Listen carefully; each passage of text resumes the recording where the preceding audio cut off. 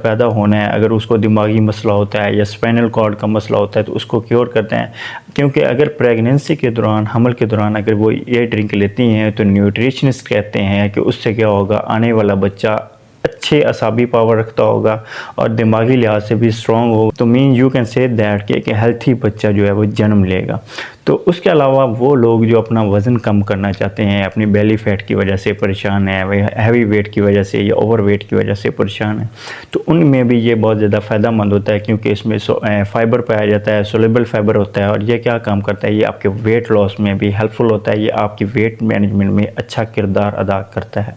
उसके अलावा ये आपकी भूख को कम करता है। अगर आप इसका पानी ले लेते हैं तो आपको ज़्यादा भूख का एहसास नहीं होता। कि वो लोग जिनको मिनट बाद या घंटे बाद भूख का एहसास होता है, तो अगर वो ये ड्रिंक निहारमू ले लेते हैं तो उससे क्या होगा, उनकी भूख में कमी आएगी।